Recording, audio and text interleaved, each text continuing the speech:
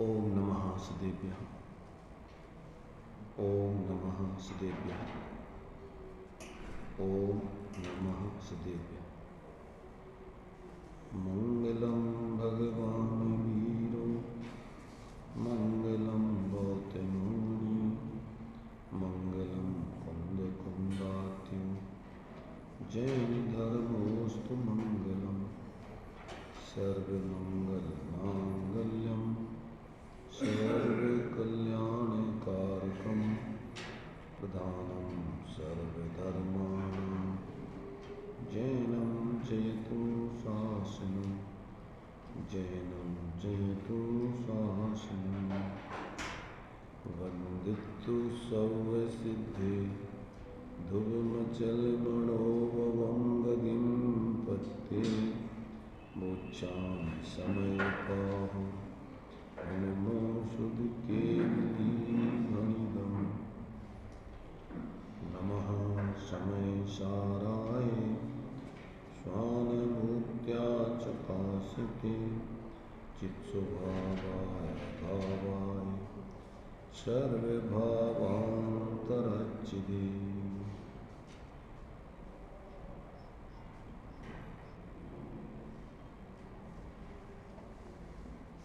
गाथा 142 अपनी चल रही थी। इस 142 नंबर की गाथा में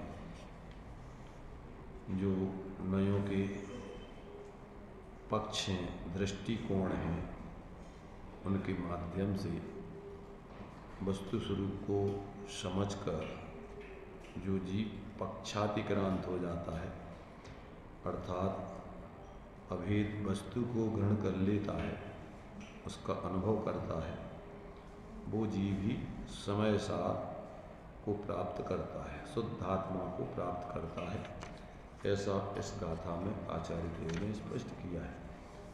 तो ये गाथा और अमृतचंद्राचार्य देव की टीका आपने कल पढ़ ली थी। भावार्थ तात्पर्य वृत्ति के माध्यम से इसके बारे में अपन विचार और करेंगे। जीव कर्म से बंधा हुआ है तथा नहीं बंधा हुआ है, यह दोनों नए पक्ष हैं। उनमें से किसी ने बंध पक्ष ग्रहण किया, उसने विकल्प ही ग्रहण किया। किसी ने अबंध पक्ष लिया तो उसने भी विकल्प ही ग्रहण किया, और किसी ने दोनों पक्ष लिए तो उसने भी पक्ष रूप विकल्प ही ग्रहण किया। परंतु ऐसे विकल्पों को छोड़कर जो कोई भी पक्ष को ग्रहण नहीं करता, वही शुद्ध पदार्थ का स्वरूप जानकर उस रूप यानी समय सार को, शुद्धात्मा को प्राप्त करता है। नए पक्ष को ग्रहण करना राग है, इसलिए समस्त नए पक्ष को छोड़ने से वीतराग समय सार हुआ जाता है।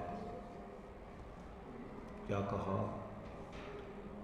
देखो, बहुत ही सावधानी से समझने लायक है सब विषय, क्योंकि यदि समझ में चूक हो जाएगी तो जीवन में आपके समीचीनता नहीं आ सकती। समझ के तल पर अगर भ्रांति रहेगी तो जीवन के तल पर आप निर्भ्रांत नहीं हो सकते। तो पहले तो यथार्थ वस्तु स्थिति को अपन को समझना चाहिए। जीव की क्या परिस्थिति है, क्या यथार्थ स्थिति है।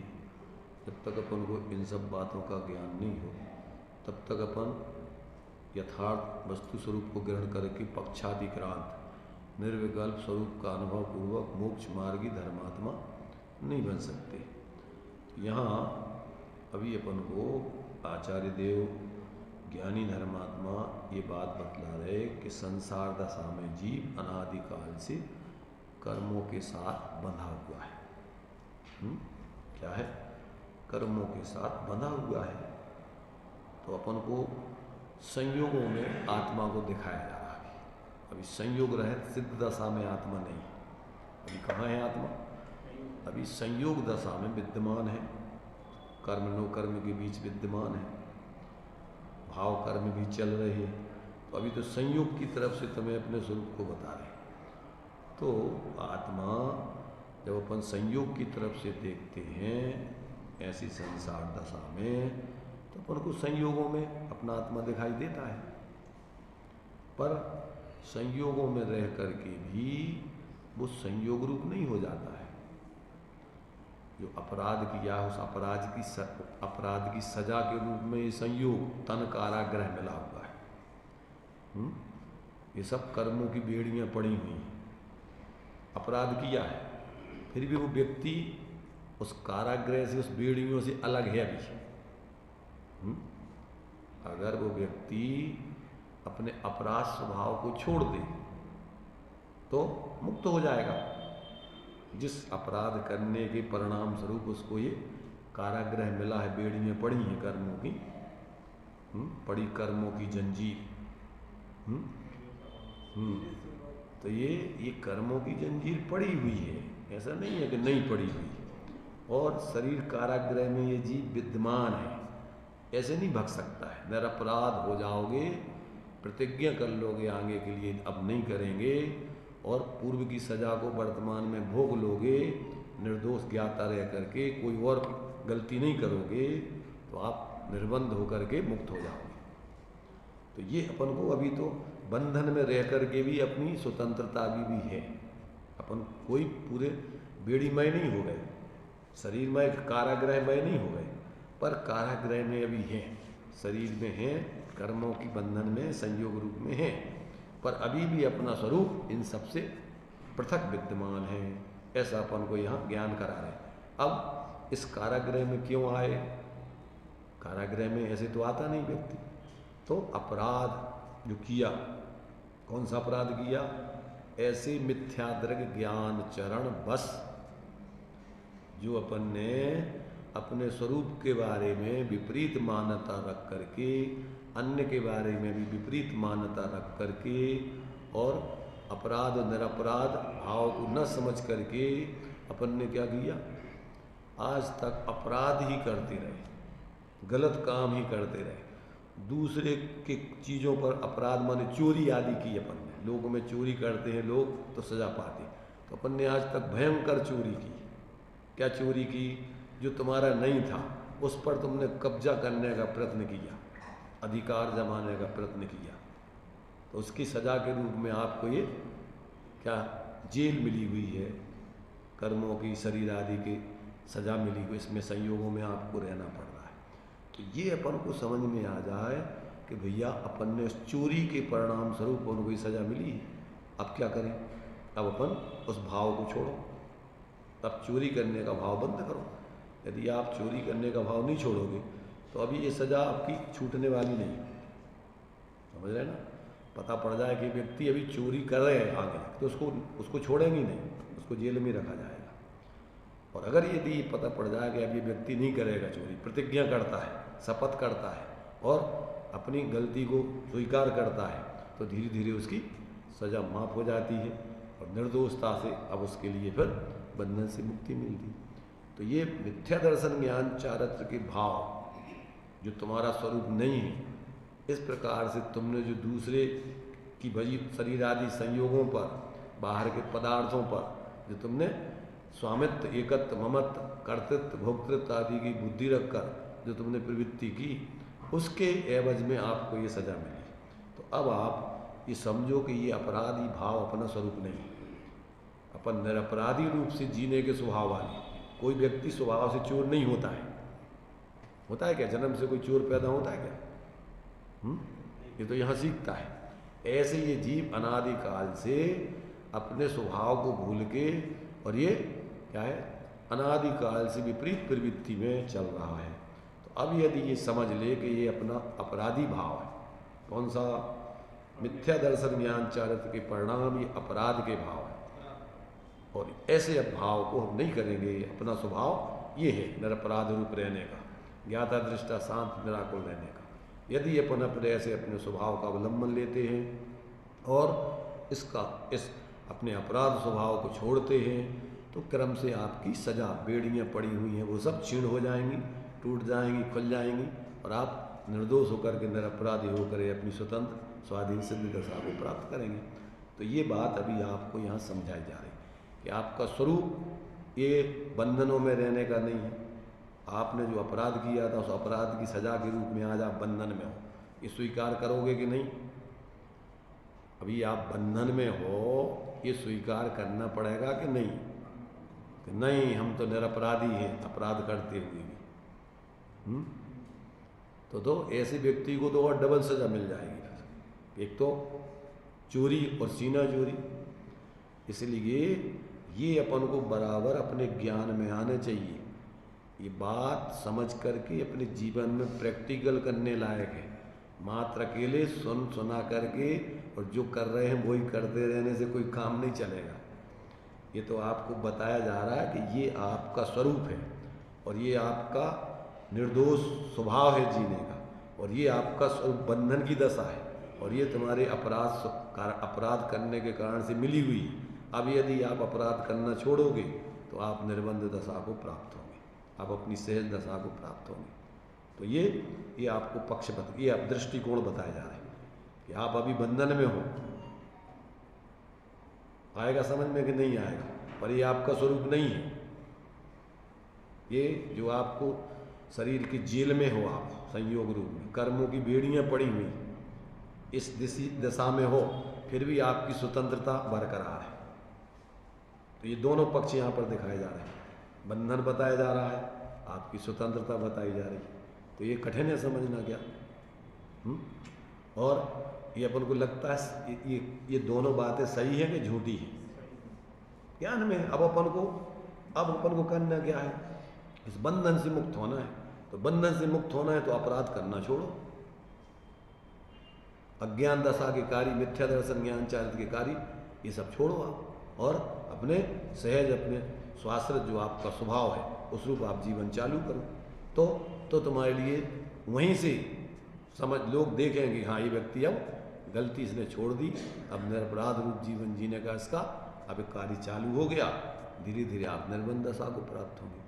तो ये दो पक्ष आपको यहाँ दिए हैं कि जीव अनादिकाल से कर्म बंधन में है, जीव कर्म से बंधा हुआ है और स्वभाव से देखा जाए तो पृथकता उसकी है अभी भी।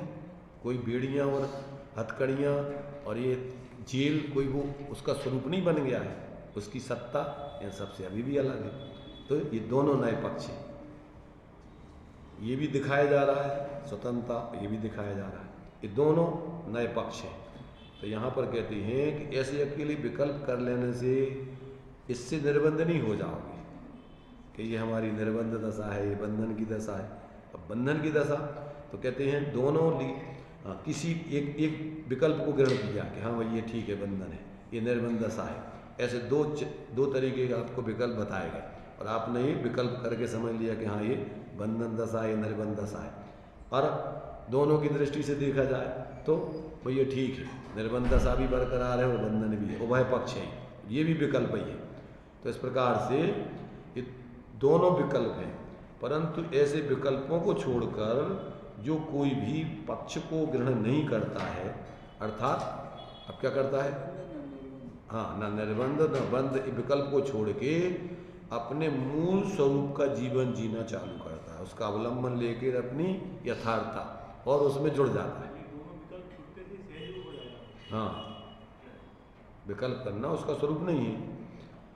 माने पश्चाताप करना और अपराध करना ये कोई आत्मा का स्वरूप नहीं है। समझ रहे हैं ना? ये कोई आपका स्वरूप नहीं है। बस गलती हो गई बोलते रहो, इससे काम नहीं चलेगा। और आप अपने हमारा भाई ये गलती स्वरूप नहीं है, तो अपराध करना, पश्चाताप करना, ये सब आपके ज्ञान में आएगा कि भैया ठीक है। अब पश्चाताप के बाद आप गलती ना करके अपने सहज जीवन को जिए, ये आपके जो है वास्तव में तुम्हारे निर्दोष होने की व्यवस्था है।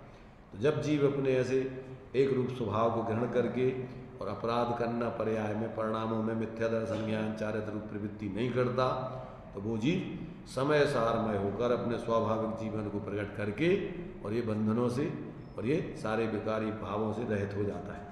तो यहाँ पर ये कहते हैं कि इस प्रकार विकल्प छोड़कर जो कोई भी पक्ष को ग्रहण नहीं करता वही शुद्ध पदार्थ का स्वरूप जानकर उस रूप समय सार को यानी शुद्ध आत्मा को प्राप्त करता है। नए पक्ष को ग्रहण करना राग है, इसलिए समस्त नए पक्ष को छोड़ने से बीतराग समय सार हुआ जाता है। ये आपको उस भाव को बताया जो आचार्य देव ने गाथा में लिखा, टीका की। ये उसको हिंदी टीकाकार ने उसके अपने भाव को स्पष्ट किया अपनी तरफ से।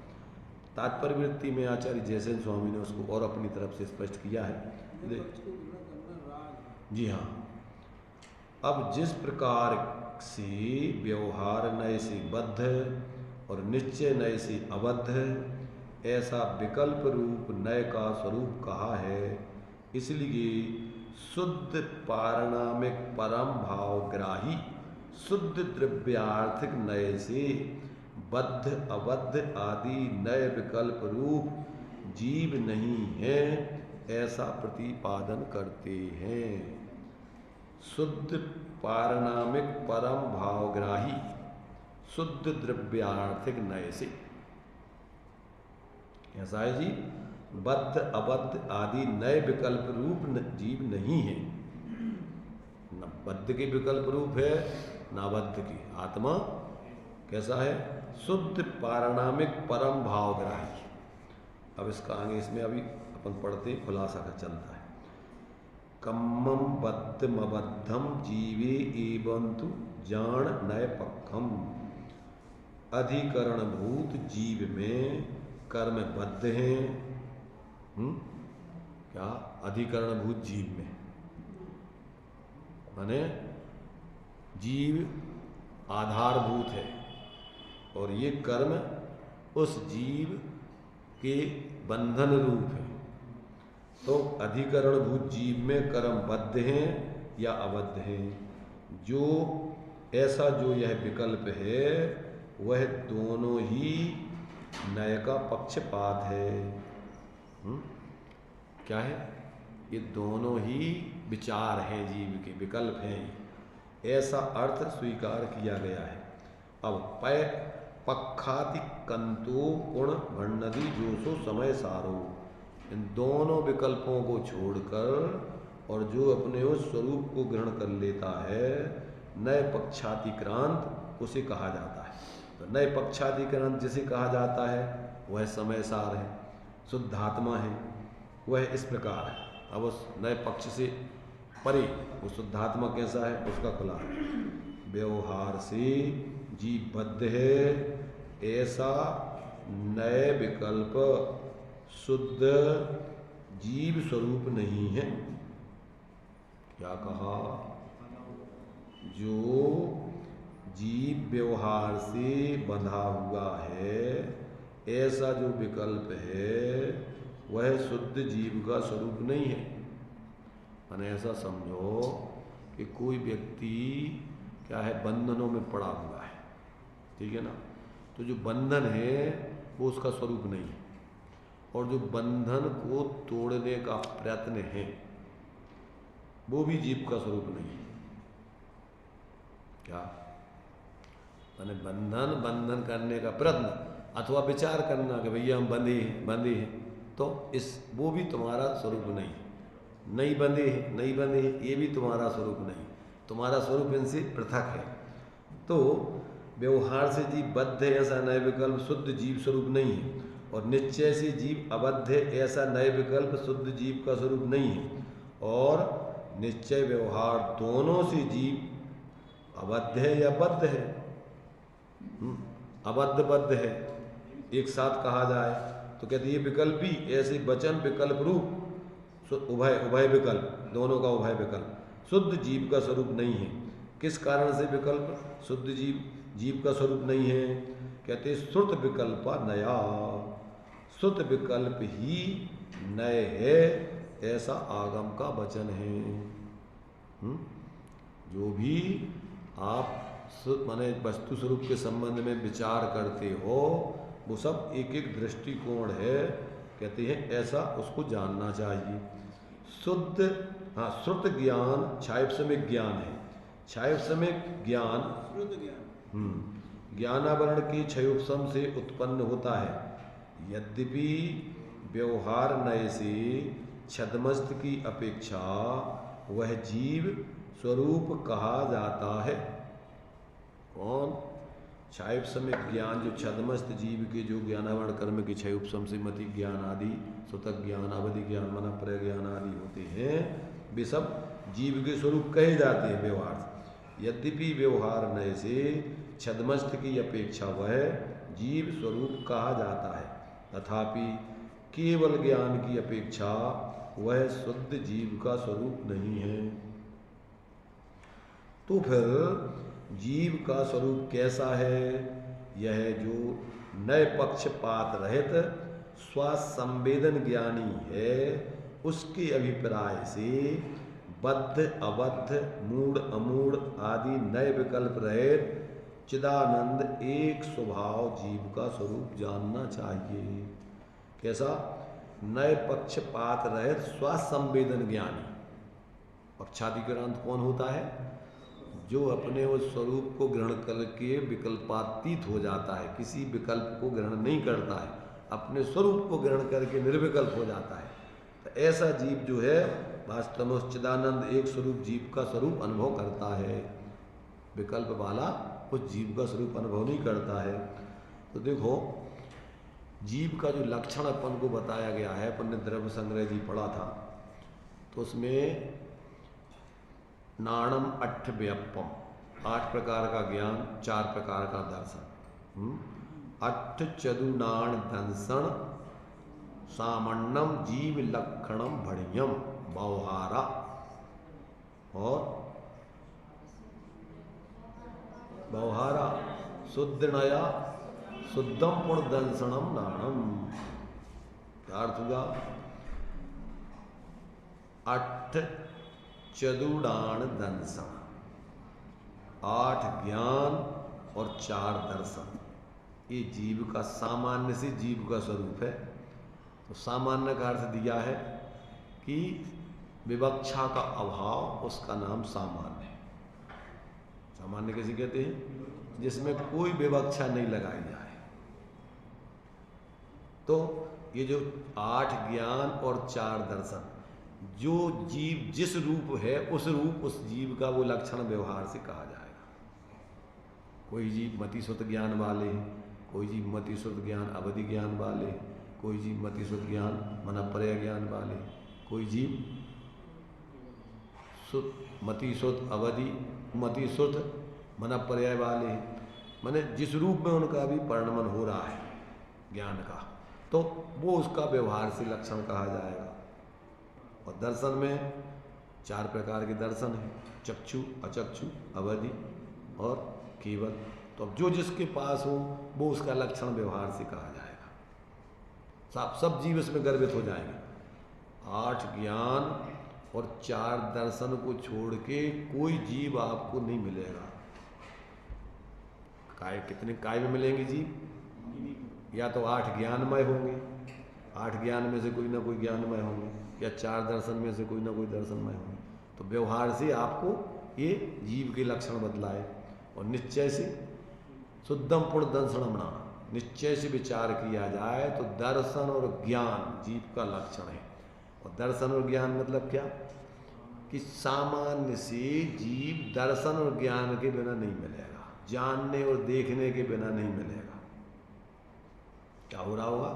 सभी जीवों में ज्ञान दर्शन सामान्य से पाया जाता है कि नहीं पाया जाता? क्योंकि ज्ञान दर्शन गुण हैं, तो ज्ञान दर्शन गुण परिणमन के बिना रहते नहीं हैं, तो उनका परिणमन तो सामान्य से देखने जानने रूप चल ही रहा होगा। तो जीव का लक्षण उपयोगो लक्षण। जीव का लक्षण क्या है? उपयोग, जानना देखना लक्षण है। सामान्य से दोनों माने एक का माने छद्मस्तों का क्रम से होता है, सर्वज्ञ के तो एक साथ होते। तो ये ज्ञान दर्शन उसका लक्षण है। तो उस ज्ञान दर्शन से अभिन्न आत्मा देखना, क्योंकि ये लक्षण वस्तु से जिसका लक्षण किया जाता है उससे तादात्म्य संबंध रखता है। तो उसमें ही आत्मा व्याप्ति है, ज्ञान दर्शन में, समझ रहे ना, ज्ञान दर्शन में आत्मा व्याप रही है। इसलिए भेद से करते हैं तो अपन ज्ञान दर्शन, और यदि अभेद से करो तो उस मय चेतन स्वरूप जीव है बस। तो ऐसा जब अपन उस आत्मा को अपना ज्ञान दर्शन अन्य किसी में नहीं लगा के अपने उस सामान्य ज्ञान स्वरूप आत्मा में एकाग्र करते हैं तो अभेद होकर के आत्मा की अनुभूति प्रकट होती है। क्या हो जाएगा उसमें? जब अपन अपने को ज्ञान दर्शन स्वरूप अन्य लक्ष्य नहीं करके जब अपने को उस रूप ही देखेंगे, चैतन्य स्वरूप चिन्ह मात्र अपने को देखेंगे, तो अपना उपयोग जो अभी अन्य में जाता था उसमें नहीं जाके अभेद होकर के निर्विकल्प आत्मा की अनुभूति प्रकट होकर के और आपको यथार्थ अपने स्वरूप का बोध होगा। तो ये अपन को जब तक जीव का क्या है स्वसंवेदन ज्ञानमय, जो इस प्रकार से जब जीव अपने चिदानंद एक स्वभाव का अनुभव करता है तो वो समय सारमय हो जाता है, शुद्ध आत्मा की अनुभूति। अपने ऐसा बोलते हैं ना कि दंसनाण नहीं, क्या है दंसनाण चरिताणी नहीं, वो तो चारित्र का है, स्वसमय पर समय जीवो चरित्र दंसन नानिठ्य दो तम ही स्वसमयम जान, और पोगल कम पदे सठदम तम जान पर समयम। किसे कहते हैं? स्वसमय। जो जीव का अपने ज्ञान दर्शन चारित्र में स्थित पना है, जीवो चरित्र दंसन नानिठ्य दो तम ही स्वसमयम जान। जब ये जीव अपने ही स्वरूप की श्रद्धा ज्ञान और स्थिरता रूप अपने को अनुभव करता है उसका नाम स्वसमय है। और पोगल कम पदे सठदम तम जान, जब अपने स्वरूप को छोड़ के और जब ये कर्म के उदय आदि में संयोग आदि में जब उस रूप अपने को अनुभव करता है तो ये पर संयम माने मिथ्या दर्शन ज्ञान चारित्र रूप परिणमन है उसका। अपने को शरीर आदि रूप अनुभव कर रहे, जान रहे, मान रहे, उसी में लीनता कर रहे, तो ये राग आदि कसाय के भाव चल रहे। ऐसा समय स्वसमय पर समय। समय आत्मा सामान्य, आत्मा क्या है? समय, और उसका आश्रय वो स्वसमय, और पर का आश्रय वो पर समय। तो ये अपन को यहाँ जब ऐसे अपने समय का जब संवेदन करता है जी, तो उस समय वो शुद्ध आत्मा का अनुभव करते हुए समय सारमय हो जाता है। और जब वो अपने स्वरूप का अनुभव नहीं करता, पर का निरंतर अनुभव करता है, तो पर समय रह करके वो चतुर्गति का पात्र बना रहता है। ऐसा अपन को जो है क्या है, ज्ञान दर्शन व्यवहार से पर्यार्थिक नय से ज्ञान के 8 भेद, दर्शन के 4 भेद। द्रव्यार्थिक नय से ज्ञान गुण उसमें सामान्य रूप से कामन ज्यों का तो एक ही रूप है। ज्ञान क्या है? ज्ञान वही का वही, चाहे मति रूप परिणमन कर रहा हो, चाहे श्रुत रूप, चाहे अवधि रूप, चाहे मना पर्याय, चाहे केवल, और चाहे कुमति, चाहे कुश्रुत, चाहे कुवति, पर ज्ञान एक ज्ञान ही है। और ज्ञान माने आत्मा। ज्ञान माने क्या? ज्ञान माने उसमें आत्मा। तो वो ज्ञान क्या है? ज्ञान गुण है, और ज्ञान गुण का परिणमन 8 प्रकार से सामान्य से परिणमन करता है। और उस पर्याय में कौन व्यापता है? अपन को भ्रम होता है। गे गया एक संकर दोष, भाव भावक संकर दोष में क्या होता है? अपन को उस अपने ज्ञान के जानन पने में अपना ज्ञान व्याप्त रहा है ज्ञान, और ज्ञान माने अभेद दृष्टि से आत्मा। और अपन को कैसे लगता है?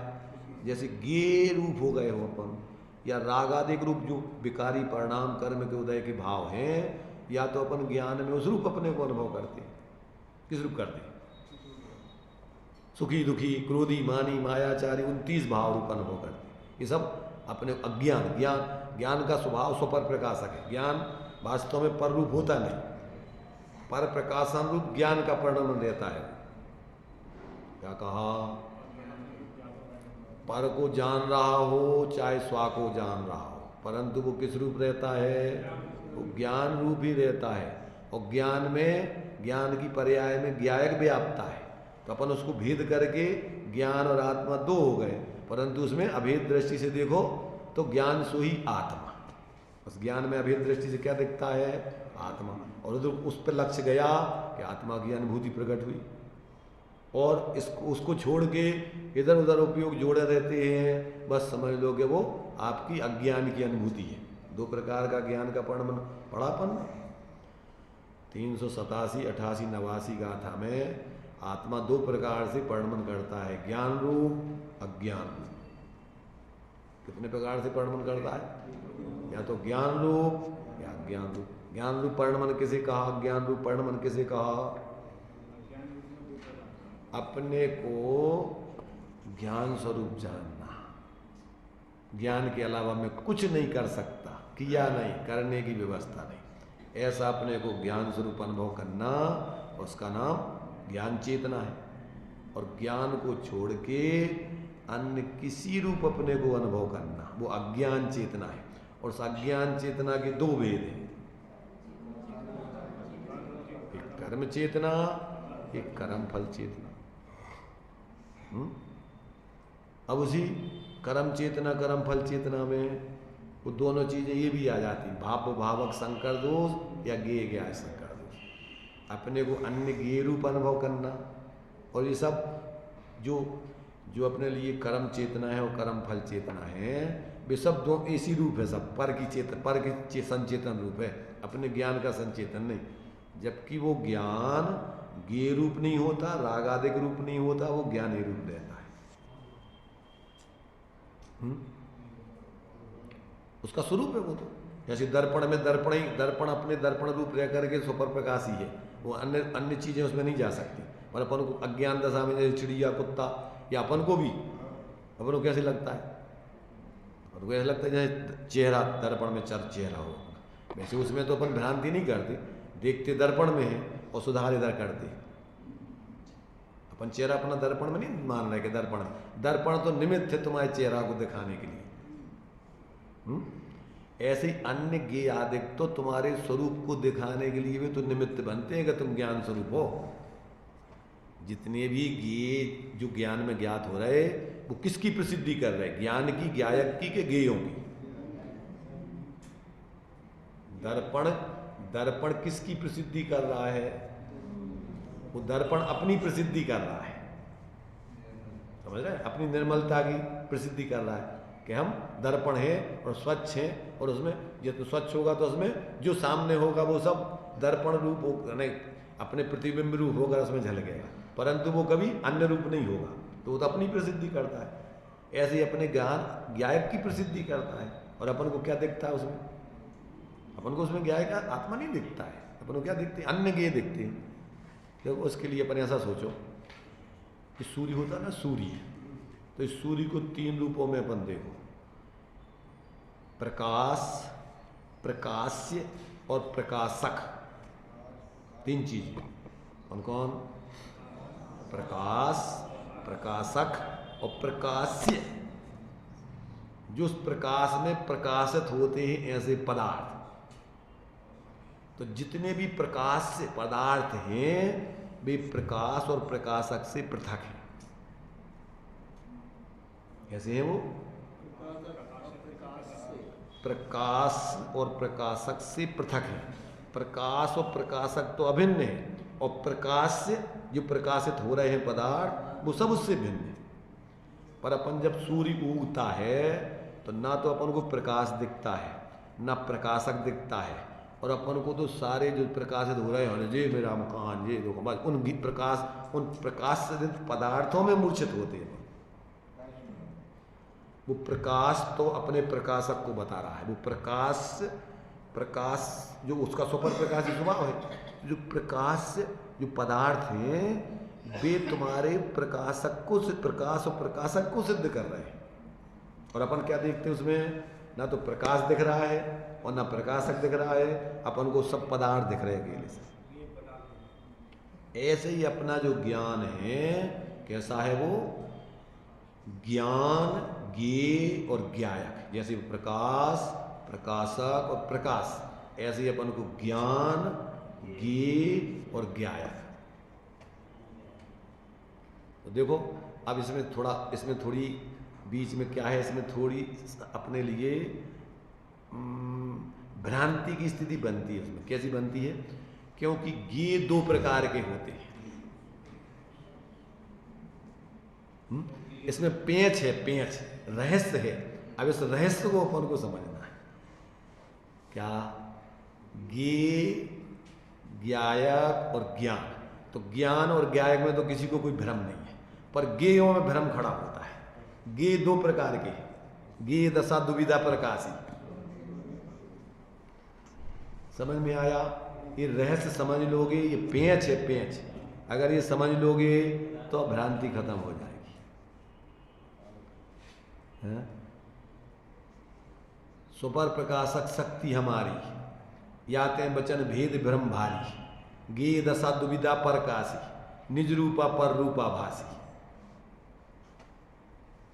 ज्ञान और ज्ञायक में तो कोई किसी को भ्रम नहीं है। भ्रम कहाँ खड़ा होता है? ज्ञेयों में।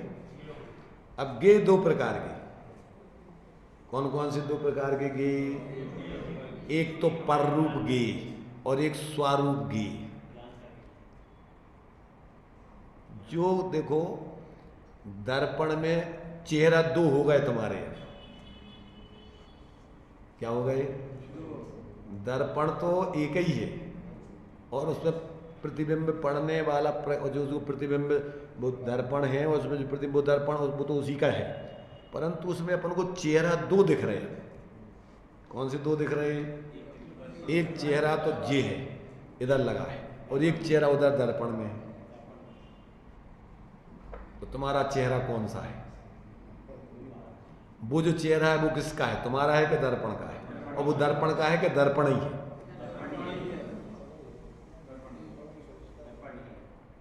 अब ये भ्रांति खड़ी होती है।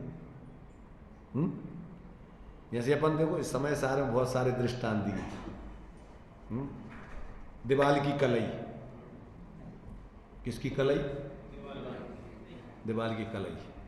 सब लोग जानते हैं ना कलई। तो कलई अपन रंग समझ लो, रंग समझ लो। अभी आजकल कलई पुतना बंद है, रंग पत्ती। दीवाल का रंग, इसमें अपन को पुराने जमाने के दृष्टांत दिए, अभी नए जमाने का लगा लो अपन। दीवाल का रंग, रंग का रंग, और रंग कितने रंग हैं? तो यथार्थ में क्या है? यथार्थ में अकेला रंग है। पर जिन संयोगों में जिस दीवार पे पूछ दिया तो उपचार से अपन कहते दीवाल का रंग, जबकि दीवाल अलग है, रंग अलग है। ऐसे ही ज्ञेयों का ज्ञान, किसका ज्ञान? ज्ञान का ज्ञान। तो कौन से दो ज्ञान जिसका वो ज्ञान है? ज्ञान, ज्ञान है वो।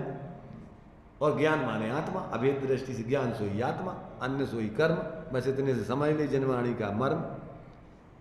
तो ये जो भ्रांति है, ये भ्रांति जीवों, अभी अपन को ज्ञान और ज्ञायक तो दिखा ही नहीं आज तक। ये कह रहे कि अगर आप ज्ञान में ज्ञायक देख लो, अनुभव कर लो, तो भ्रांति खत्म है, समय सार का अनुभव हो जाएगा तुम्हें। पर आज तक क्या हुआ? आज तक जीव विकल्पों में पड़ा हुआ है। विकल्प क्या की करता है? ज्यादातर तो पर के ही विकल्प करता रहता है। कदाचित अपने में आता है तो अपने विकल्प करने लगता है, जबकि अपनी वस्तु भी विकल्प से परे। समझ रहे ना? अपनी वस्तु भी विकल्प रूप नहीं है। अपने बारे में भी सोचो कि मैं गया क्यों, ज्ञायक हूँ, आत्मा हूँ, आत्मा हूँ, तो ये भी विकल्प है। इससे तो आत्मग्रहण होती नहीं। यही तो बता रहे हैं यहाँ कि चाहे पर के विकल्प करो, चाहे स्वा के विकल्प करो, पर पहले अपन को मिथ्या तोड़ने के लिए पहले तो मिथ्या, स्थूल मिथ्या विकल्प तोड़े जाते, और फिर स्वा के विकल्प टोडामल जी ने रहस्यपूर्ण चिट्ठी में दिया है। सविकल्प से निर्विकल्प होने का विधान पढ़ा होगा सब लोगों ने। विजयन ने नहीं पढ़ा है? रहस्यपूर्ण चिट्ठी नहीं पढ़ी आपने, मोक्ष मार्ग प्रकाशक की। उसमें एक वाक्य आता है, सविकल्प से निर्विकल्प होने का विधान। निर्विकल्प माने समय सार को अनुभव करने का विधान। आश्रव बंद से, विकल्पों से हटके अपने आत्मा के निर्विकल्प स्वरूप को ग्रहण करने की विधि उसमें बताई गई। तो पहले तो क्या करता है? पहले तो स्वपर के विचार करता है कि शरीर आदि मैं नहीं हूँ। ये भी जो अपन बता रहे हैं ना कि ये शरीर आदि अलग है, आत्मा अलग है, ये सब शरीर आदि बंधन संयोग अलग है। अब पहले तो अपन ऐसे विचार करते हैं, पहले स्वपर का विचार करते हैं, फिर क्या करते हैं, फिर स्वरूप का विचार करते हैं। मैं चेतन स्वरूप हूँ, ज्ञान दर्शन रूप हूँ, मैं एक हूँ, शुद्ध हूँ, बुद्ध हूँ। तो फिर अपने बारे में विचार करता है, अपने स्वरूप का विचार करता है, धीरे धीरे भेदों से अभेद की ओर आता है, फिर अभेद का विचार करता है, फिर धीरे धीरे अपना उपयोग उस अभेद की तरफ ढलता है। क्या होता है कि विचार छूट जाते हैं और वस्तु भासने लगती है। क्या होने लगता है? क्योंकि ये जो ज्ञान उपयोग है ये आत्मा से अनन्य है, अभेद है, कोई भेद रूप तो है नहीं, पर लक्ष्य करता है। तो जैसे पानी में पर का अवलंबन करने से तरंगें उठती हैं, तो उससे अपना पानी नहीं दिखता अपन को। जब पानी पर का अवलंबन करेगा तो उसमें तरंगें उठेंगी, और जब पर का अवलंबन नहीं करे तो क्या होगा, तो वो निस्तरंग हो जाएगा। तो निस्तरंग में पूरा पानी स्वच्छ दिखाई देगा।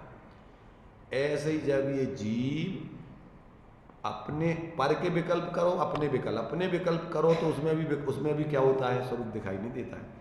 तो अपना भी स्वरूप अपन को विचार नहीं करके अपने ज्ञान में अभेद दृष्टि से उस आत्मा को अंदर में देखना। तो देखते देखते बस देखना रह जाए, सब विकल्प छूट जाए, बस वहाँ तुम्हें अपने स्वरूप की अनुभूति होगी। तो ये पक्षातिक्रांत होने की विधि है। इसके लिए आपको उपयोग को बहुत सूक्ष्म करना पड़ेगा, क्योंकि आत्मा तो अमूर्तिक है। माने मन वचन काय का अवलंबन उपयोग लेता रहता तो आत्मा की अनुभूति होती नहीं। काय बांग मना कर्मी होगा तो आश्रवा, मन वचन काय का अवलंबन लेोगे तो उससे तो आश्रव होता है, संकल्प विकल्प खड़े होते हैं। एक पहिए की गाड़ी चलाना है, एक पहिए की गाड़ी देखी किसी ने चलते हुए? उसकी कला होती है एक पहिए की गाड़ी चलाने की। चल रही एक पहिए गाड़ी, एक पहिए गाड़ी चल रही। तो ये क्या है, ये अपन को धर्म का कार्य एक पहिए की अपने स्वयं ही स्वयं के आश्रित होकर जीवन जीना है। इसमें पराश्रय का कोई काम नहीं। ये टेक्निक है, इसके लिए थोड़ा अभ्यास चाहिए, समझ रहे ना? अभ्यास करत करत अभ्यास के जड़मती हो सुजान, रसरी आवत जात है सिल पर करत निशान। अभ्यास की जरूरत है। आप अभ्यास करोगे धीरे धीरे धीरे धीरे, तो आप अपने उपयोग को अत्यंत उपयोगवान आत्मा के स्वयं आश्रित होकर निर्विकल्प आत्मानुभूति कर पाओगे। और यदि अभ्यास नहीं करोगे, परावलंबन के अभ्यास करते रहोगे, अब ये तो अपन को क्या है, स्वाश्रित अभ्यास या स्वस्वरूप बताने के लिए अपन को सिर्फ शास्त्रों से ज्ञानी अपने उपदेश से बता रहे हैं। और आपको ये चीज अपन को अपने अंदर देखना है।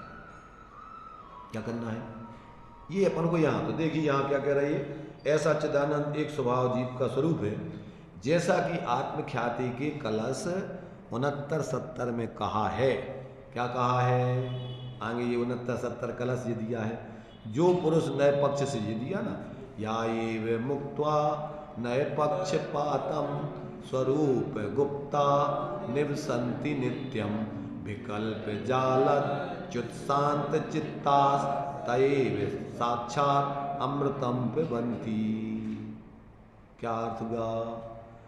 कहते हैं ये अर्थ तो नीचे दिया, यहाँ तो इन्होंने अभी टीका में रेफरेंस दिया है। आचार्य जयसेन स्वामी ने आचार्य अमृतचंद स्वामी के इन कलशों का अपनी तात्पर्य में दिया। ये तो अभी अपन कलश पढ़ेंगे तो उनका अर्थ नीचे दिया है, तो ये तो उन्होंने ऊपर रेफरेंस रूप में दिया है। तथा चोक्तम आत्मख्याति कल से, या ये मुक्त्वा ऐसा डैश डैश लगा के नित्यम खलु चिच्च देवे, तो ऐसा 69 और 70 दो कलश ऐसा लिख दीजिए ना। तो ये दो कलशों का अर्थ है, समय द्रव्य अथवा आगम के व्याख्यान के काल में बुद्धि दो नयो रूप होती है, किंतु तत्ववेत्ता की बुद्धि पक्षपात रहित होकर अपने स्वरूप में स्थिर होती है। दोनों नयों से हे उपादेय तत्व का दृढ़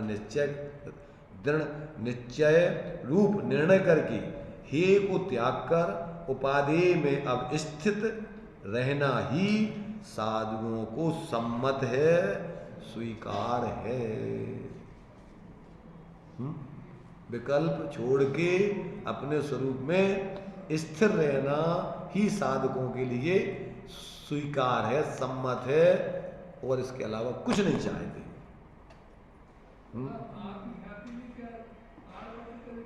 जी हाँ,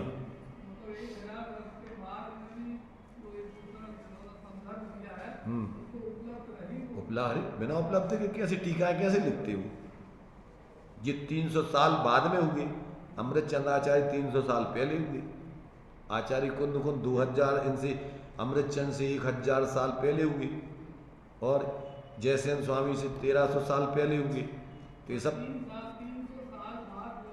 ताड़, हाँ होते सब कुछ, जैसे ये अपन को मिल रहा है पढ़ने में, ऐसे उनको मिलते थे, हाँ ताड़ पत्रों पर। तो ये पुस्तकें नहीं थी, तो उस पर उन्होंने इस प्रकार से इस टीका को लिख करके ये सब बातें लिख दी हैं। तो इस प्रकार से इन्होंने जो तात्पर्य वृत्ति में माने उस आत्मा के स्वरूप को पक्षातिक्रांत होकर कैसा ग्रहण करना, ये अभी जो आचार्य अमृतचंद देव ने 23 कलश लिखी हैं, उनमें से 2 कलशों का मूल में रेफरेंस दे दिया इन्होंने। इस प्रकार से क्या है, ये इन्होंने समय व्याख्या काले या बुद्धिर नय द्वयात्मिका वर्तते बुद्ध तत्पस्य सा स्वस्थस्य निर्वर्तते हेयोपादे तत्वेतु विनिश्चित्य नय द्वयात त्यक्त्वा हे उपादेयम अवस्थानम साधु सम्मतम। अभी हमने जो हिंदी पढ़ी तो ये उनकी टीका का छंद है। तो इस प्रकार से कहते हैं कि द्रव अथवा आगम के व्याख्यान के काल में, आत्मा के स्वरूप को बताने के काल में अथवा आगम पढ़ने के समय में क्या होता है कि बुद्धि 2 नयोरूप होती है। चाहे वस्तु का स्वरूप का विचार करो तो वस्तु ऐसी है कि ऐसी है, नित्य है कि अनित्य है, एक है कि अनेक है, भेद रूप है कि अभेद रूप है, सामान्य है कि विशेष है, उसमें क्योंकि वस्तु ऐसी है तो है, तो जब उसको अपन विचार करोगे तो ऐसे पक्ष खड़े होते हैं, निश्चय का, व्यवहार का, भेद का, अभेद का, द्रव्यार्थिक का, पर्यार्थिक का, ऐसे विकल्पों में जीव का उपयोग लगता है।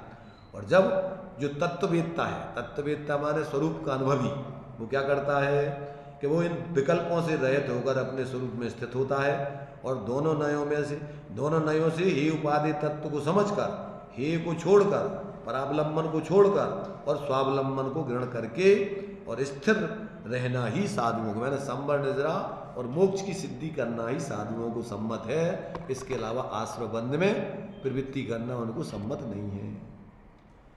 तो ये अपन को आचार्यों ने क्या है, जीवन जीने की, धर्ममय जीवन जीने की कला है।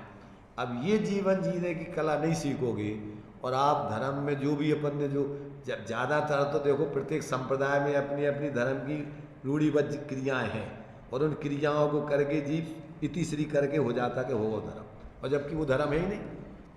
धर्म तो अपने स्वरूप में स्थिर होना, श्रद्धा ज्ञान लीनता करने का नाम ही धर्म है। पर्याय में धर्मी आत्मा अपना जैसा है उस आत्मा की श्रद्धा ज्ञान लीनता करना, इसका नाम वस्तु स्वभाव धर्म, दंसन मूलो धर्म, चारित्रम खलु धर्म।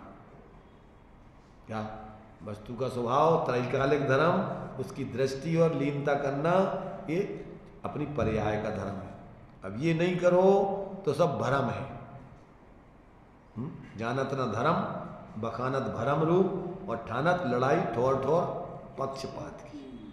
सांप्रदायिक व्यक्ति तो धर्म के नाम पर अपने पक्षपात की लड़ाइयों में लगे रहते और अपनी जिंदगी बर्बाद करके दुर्गति के पात्र होते। इसलिए भाई यदि अपन थोड़ी भी बुद्धि जागृत करके समझो तो अपन को पक्षातिक्रांत होकर के जीने का नाम ही धर्म है, यानी निर्विकल्प होने का नाम धर्म। विकल्पों में पड़े रहने का नाम, चाहे अपने बारे में विकल्प करो चाहे पर के बारे में, इसमें धर्म नहीं। तो इस प्रकार से तात्पर्य वृत्ति में इस 42 नंबर की गाथा का अर्थ दिया है। अब इस नयों के स्वरूप को, पक्षातिक्रांत के स्वरूप को बताने के लिए ये आचार्य अमृतचंद देव ये 23 कलश इसमें लिखे हुए हैं। इसका भी अपन सामान्य रूप से विचार कर लेंगे कि क्या क्या वस्तु स्वरूप के किस तरीके के दृष्टिकोणों से वस्तु स्वरूप समझा जाता है और पक्षातिक्रांत किस प्रकार से हुआ जाता है, वो इन 23 कलशों में स्पष्ट किया है। और फिर 143 और 44 गाथा उस पक्षातिक्रांत पूर्वक क्या है, उपसंहार के रूप में कर्ता कर्माधिकार के रूप में पूरा समय सार का सार उसमें आ जाता है। चलिए।